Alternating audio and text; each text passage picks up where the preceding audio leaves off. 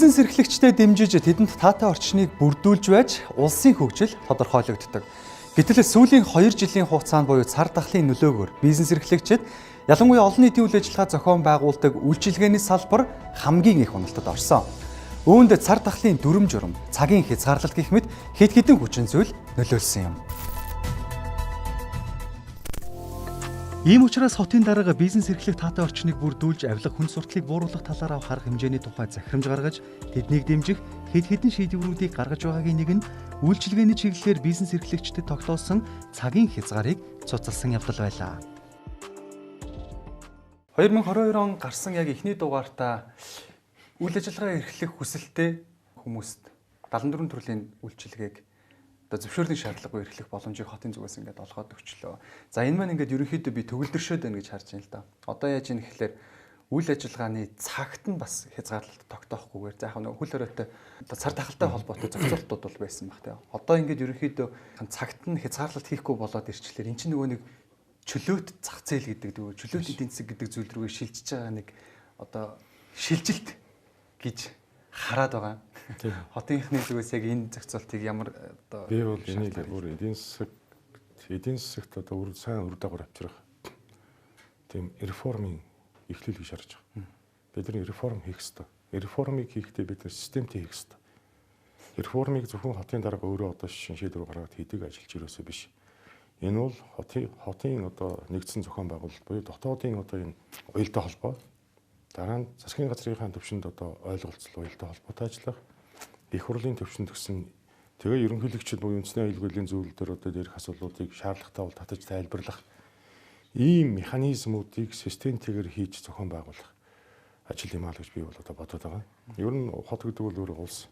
Улаанбаатар хот хөгжиж улсын хөгжлийн асуудлын дүн, нуруу, үнэлгээ тооцооч нь одоо олон улсын төвшөнд яригдана.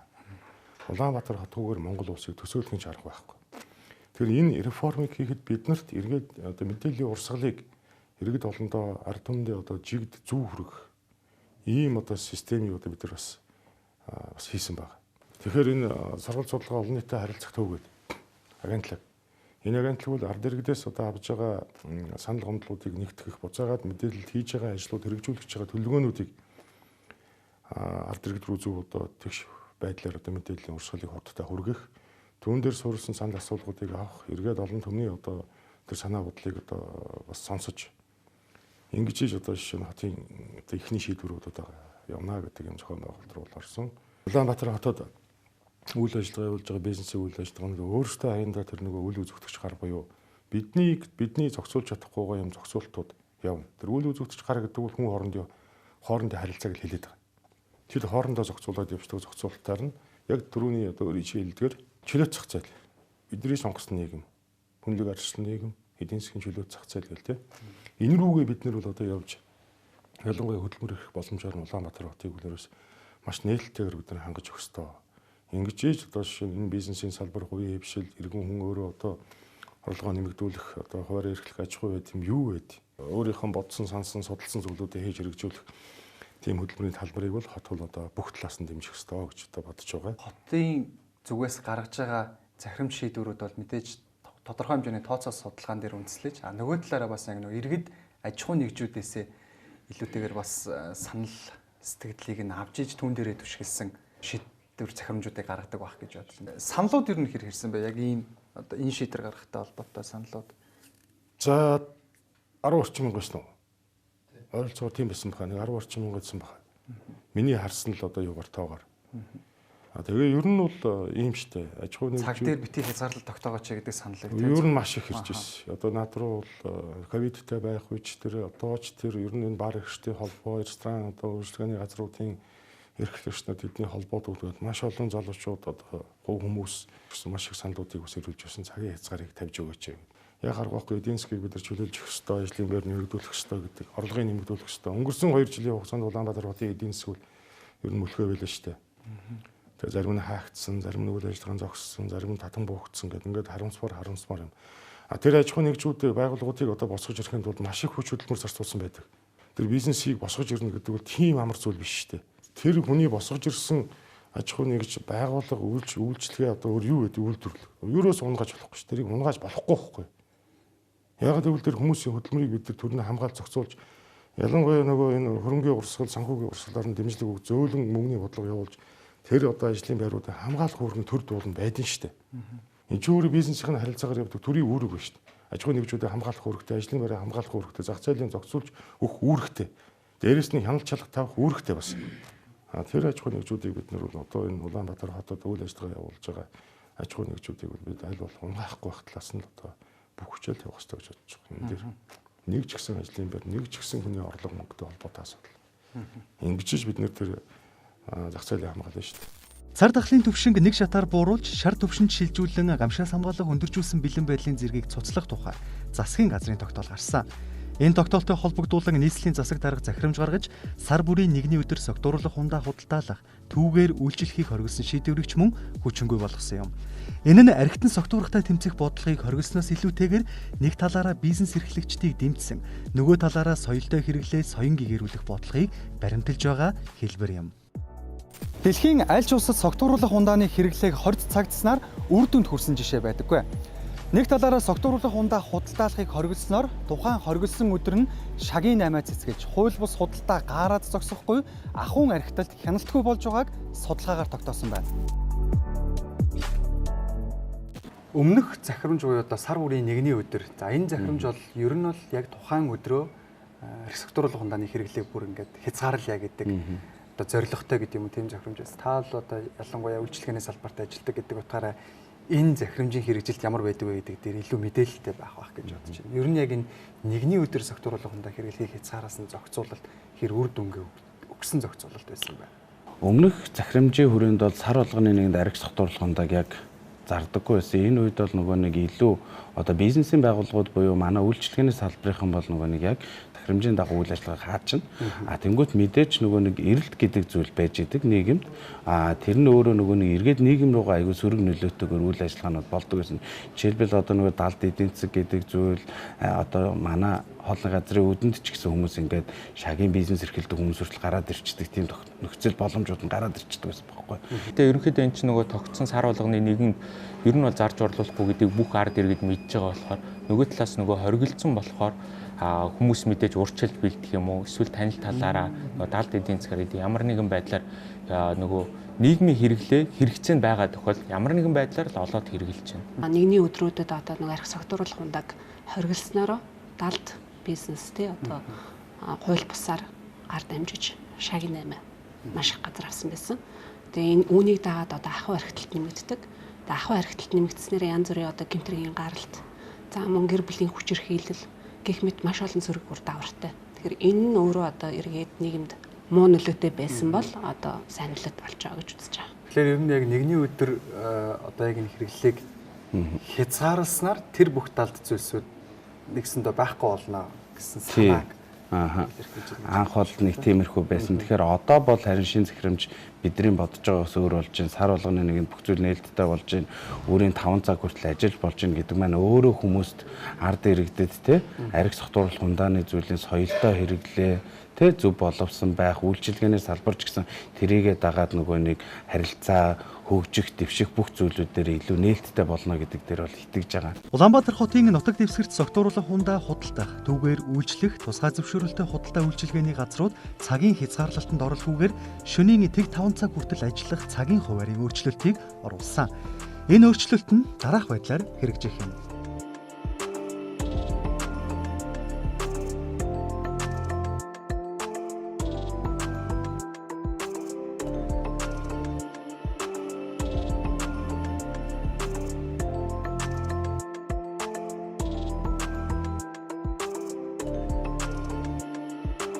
Харин нийслэлийн нутаг дэвсгэр согтууруулах хундаа худалдах, түүгээр үйлчлэх тусгай зөвшөөрөлтэй газрууд өглөөний 7-оос оройн тэг 5 цаг хүртэл үйл ажиллагаа явуулж болох энэ зөвшөөрлийг эсэргүүцэж байгаа хэсэгч байна, дэмжиж байгаа хэсэгч байгаа юм. Тэгээ одоо ер нь тэгээд буцаад хэвээ амьдралтаа ер нь орсон аль талаараа л зөв шүү дээ. Магадгүй ингээд сургууль соёлооны чи тэр юм уу да хаа гэх тий. Магадгүй тэрийг бас нэг хувь хүн тэ алт байгууллага ажилуулдаг тий.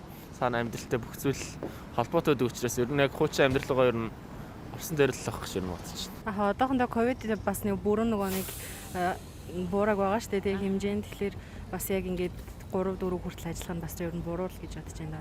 Аюун зөв гэж бодож байгаа шүү дээ. Залууны өдөр би бол илүү тэрийг зөвөр хүлээж авчаа. Яа гэдэг нэг илүү тийм нэг хүмүүсийн хэрэгцээ байгаа учраас энэ дээр бол зайлшгүй юм байх хэрэгтэй. Харин нэг аюулгүй байдал гэдэг юм те. Ахны согтурхын эсрэг ямар арга хэмжээ одоо тэр нь бол тусдаа асуудал байх. Тийм учраас бизнесийг бол нэг хааж боохнод бол утгахгүй болцоо л лаач. Ерөнхийдөө бол буруу байх л да. Зөв болох гэж бодож байна. Яагаад? Яг нөө бизнес эрхэлж байгаа хүмүүс ашиг орлогыг битгүүлэх эдийн засгийн эрхлэлт бий болох. Дэлхийн бүхий л хотууд шөнийн цагт залуусын чөлөөт цагийг өнгөрүүлэх орчин нөхцөлийг бүрдүүлсэн зохицуулалттай байдаг. Энэ жишгээр цагийн хязгаарлалтгүй болж байгаа нь хязгаарлалт хаагдмал богдмол байдалтай манайх шиг хотын хувьд сайн талаас нь харах юм бол далд худалдааг халж чөлөөт эдийн засгийг дэмжиж байгаа нэг хэлбэр гэж харж болох юм. Иргэд ер нь одоо яг 12-оос хойш үйлчилгээ авах хэрэг хүсэлтэй байдаг байна. Ер нь бол одоо 12-оос хойш бол хүмүүсийн мэдээж одоо нэг хүмүүсийн хэрэглэх сонирхол бол мэдээж өндөр байгаа. Тэрийгээ дагаад нөгөө хуулиараа эн чин журмаараа нөгөө хориглогдоод ирэхээр нууцаар ажиллах газрууд зөндөө гарч ирнэ.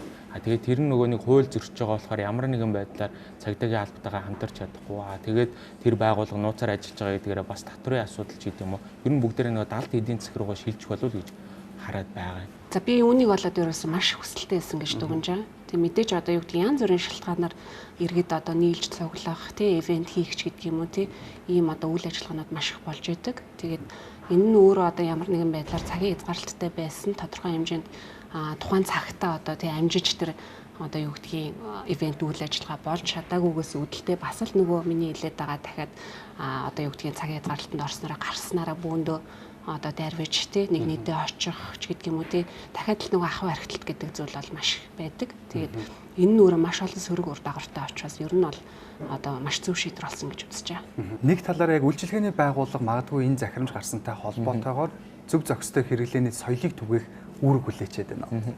Тийм ер нь бол хизээд үйлчилгээний байгууллага буюу архи согтруулах хундагаар үйлчилж байгаа газрууд нөгөө эн чинь нөгөө бизнес талаасаа бол тухайн бүтээгдэхүүнээр үйлчилж байгаа. Нөгөө талаасаа одоо гэдэг хим хэмжээг нь барьж гэдэг юм уу нөгөө хүмүүстэй одоо гэдэг яавал та зөв хэрэглэх үү хоолтой яаж услуулж хэрэглэх үү гэдэг юм уу тодорхой хэмжээний бас нөгөө хэрэглээний соёлыг бас түгээх гэж хичээж байдаг. Одоо ингээд шинэ нийслэлийн захирамж гарлаа бидрийг сар болгоны нэгэн буюу ямар ч хэрэглээг нь хязгаарлахгүйгээр архи согтруулах хундааг цагийн хязгаарлалтгүйгээр зардаг боллоо гэдэг маань өөрөө үйлчлэгээний байгууллагуудын өөрсдийн хоорондох өрсөлдөх чадварыг нэмэгдүүл нь илүү зөв хэрэглээнд суйрлуулж байна. Өнөөдөр яаж уух ёстой юм, ямар соёл байх ёстой юм. Энэ болгоныг нөгөө нэг илүү нэвтрүүлэхийн тулд энэ өөрөө залуучуудад бас нэлээд том соёл болж өгөх бах. Тэгэхгүй бол нөгөө ингээ монголчууд хаах тусам нэг юм хүсдэг ч гэдэг юм уу нэг тийм сэтгэлгээ монгол хүний нэг юм дотор эдгт байдаг юм шиг байна. Тэрийг нь магадгүй ингээд тавьчих юм бол бид нар нөгөө нэг бас за энэ зүйл байдаг л зүйл энийг ингэж л хэрэглэх ёстой маргааш ажилдаа очиос ингэх ёстой гэдэг энэ сэтгэлгээр үгээ бас орж байгаа нэг том нийгмийн соёл болох юм болов уу гэж харж байгаа. Хот бүхэн өөр өөрсдийн гэсэн өвөрмөц үйлчилгээ соёлоороо ялгарч байдаг. Гэтэл Улаанбаатар хот аялал жуулчлалыг татах чиглэлээр жуулчдын сонирхлыг татсан соёлоо сурталчлах гудамж жүгүү гэдэгтээ хүн бүхэн санал нэгдэнэ. Тиймээс хотын даргын хувьд чөлөөт зах зээлийг дэмжсэн боломжийг иргэд аж ахуй нэгжүүдэд олгож, харин тэдэнд стандарт шаардлагад нийцсэн үйлчилгээ явуулахыг уриалж байгаа юм. Дэлхийн хотууд гэж тэгэхээр зүгээр ингээд нэг хөгжлөөрөө ялгарх гэхээс илүүтэйгээр тэнд байгаа бас нэг тийм нэг соёлч гэдэг юм уу тэр зүйлээр ялгардаг шүү дээ. Одоо жишээ нь Слонкс гэдэг нөгөө гудамжинд хоолой зараад тэнцэнээс нь маш олон сонголтуудтай бүр ингээл одоо жишээ нь юу гэдэг нөгөө түгээмэл хэрэглэгддэг зөвхөн догбуугийн гудамж гэдэг юм уу тийм тусдаа зориулсан юм гудамжтай. Яг тийм зүйлээр хот гэдэг зүйлийг хардаг шүү дээ тийм. Гэтэл яг Улаанбаатар хотод тийм зүйл байна уу гэхэлэр ингээ бас эргэлзээтэй. Ялангуяа одоо ингээ сүлд гарч иж байгаа залуучууд чинь бол их хэмээг үзэж харж байгаа тийм сошиал орчиноос. Тэгэхээр бас тийм зүйлийг ингээ хүсээд эхэлчихэж байгаа байх л та. Ерөнхий төлөвлөгөөний газар буюу Улаанбаатар хотын ерөнхий архитектор бас үүрэг даалгавар өгсөн. Ялангуяа энэ Улаанбаатар хотод шөнийн амьдрал руу бас тодорхой үе шатгаар бид нар бүрэн шилжих хэрэгтэй. Дэлхийн том хотууд байдаг л амьдрал. Тэгэл одоо шөнийн амьдрал гэхээр дэглэм журмгүй, харуул хамгаалтгүй, зах замбраа байхгүй одоо явдаг гэдэг юм байхгүй шүү дээ. Ялангуяа манай сүүлийн залуучууд бол энэ бас ухамсар дээр суурилсан соёлтой өөрчлөлтийг бол одоо илүү одоо бас тийм шаардж байна. Илүү төрлөөгөө авч байна. Тэгэхээр бид нэр зохистой хэрэглээ, зөв хэрэглээг нь дэмжих ёстой асуудал. Энэ хүний амьдралд өнөөдөр байдаг асуудал. Тэр хэрэглэх асуудал бол хүний ухамсарт байгаа. Хүний өөрийн хөвшмөл одоо олж авсан цаад чанарт байгаа. Тэгээ өөрийнх нь сонголтын асуудал. Тэгээ энэ болгоныг одоо шинэ захиргааны аргаар хоригддог ч юм уу, сар болгоны нэгэнд одоо архитараас зарахгүй гэл ингээл нэг тийм цаг уртсан байдлаар бол явахгүй л дээ. Түүнээс одоо шинэ засаг даргын захирамж гаргаад шөнийн одоо тэг цаг хүртэл тэрнээс хойш одоо шөнийн амьдрал байхгүй. Энэ чинь ард нь дандаа эдийн засаг явж байгаа. Ард нь дандаа эдийн засаг. Одын татварын асуудал ч явна, хувийн орлогын асуудал ч явна. Эргээд тэр байгууллагын одоо шинэ эдийн засгийн эргэлтч явна. Ингэж чинь сая 600 мянган Улаанбаатарчууд бас эдийн засгийн эргэлтэнд орох хэвээр үйлчлэгээ таваар үйлчлэгээнүүд байж гэн тэ бизнесийн үйлчлэгээ байж гэн. Энэ бүх одоо жишээ нь дэлхийн хотууд байдаг зовлон жаргал, ашиг орлого, бизнес судалтай бүгдээр л явна л та. Би ахиж хизээч одоо энэ захирамжийг тэг зохицуулсан захирамжийг л гаргахгүй. Яагаад гэвэл бид чөлөө зах зээлийг сонгож байгаа. Бид залуучуудаа итгэж байгаа. Хотын иргэдийн орлогыг дэмжинэ. Бид нэр зохистой зөв хэрэглээд суралцах ёстой. Шөнийн Улаанбаатар байх ёстой. Энэ нь мэдээж одоо зориултын газар. Зориултын байртай газар бол өглөөний одоо тэг 5 цаг хүртэл өглөөний 5 цаг хүртэл тэр үйлчлэгээ явуулж орлогооны одоо олох бизнесээ тэлэх энэ боломжийг тавьчих ёстой. Одоо энэ чинь зөвхөн баар биш шүү дээ. Диско клубүүд биш. Ресторан байна. Кафе байна. Кофе шоп. Кофе шопууд байна. Эдгээр чи одоо ингээд зориултын одоо байртай л өглөөний 5 цаг хүртэл. Одоо өрөнд улаан цаг ирнэ. Аялал жуулчлалын сезон эхэлнэ. Тэрнийхээ бэлтгэл ажлыг сайн ханга, гадны улсуудад соёлтой үйлчлэгээ түгээ, өөрсдийнхөө одоо тэр сурчлагынуудаа сайн хий, орчныхоо нөхцөлийг сайхан бүрдүүл, цэвэр цэмцгэр байдлыг ханга, өөрсдийнхөө дээд зэргийн соёлыг одоо хангаад өгөхөд хүн тийшээ татагдана шүү дээ.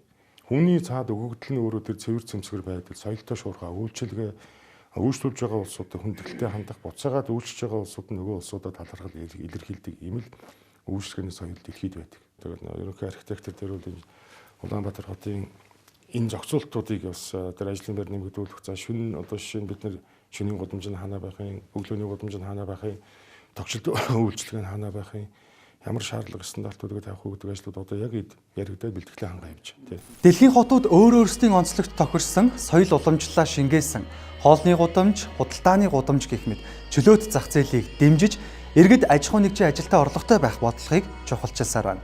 Манай хот ч мөн Монгол гэсэн уламжлалыг тодтогсон соёл, зан заншил, хоол, ахуйгаас сурталчилсан үйлчилгээний газруудыг олноор бий болгож нэг талаараа иргэд аж ахуй нэгжээ дэмжиж цаад утгаараа аялал жуулчлалыг хөгжүүлэх алсын харааг харсан бүтээн байгуулалт захирамж шийдвэрүүдийг 2024 он хүртэл Улаанбаатар хотод эрчимтэй хэрэгжүүлэхээр зорьж байгаа юм.